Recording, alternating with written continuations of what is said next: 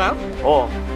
किन प्रधानमन्त्री नआएकोले प्रधानमन्त्री नै छैन देशमा, किन आउनु भएन जस्तो देशमै प्रधानमन्त्री छैन जस्तो लाग्यो उहाँ त आउनुपर्ने यस्तो छ, प्रधानमन्त्री कहिले पनि नआउने, प्रधानमन्त्री टेबल गर्नुपर्ने कुरा अरूलाई म पठाएको कारणले गर्दाखेरि अब हाम्रो केही प्रश्नहरू पनि छन् होइन।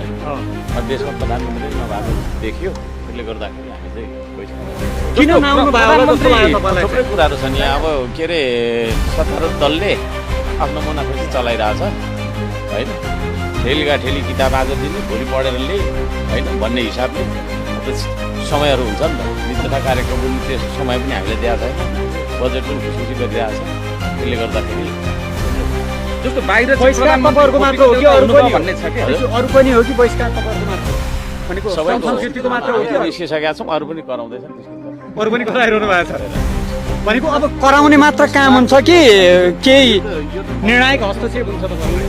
पब्लिकले मूल्याङ्कन गर्छ होइन, पब्लिक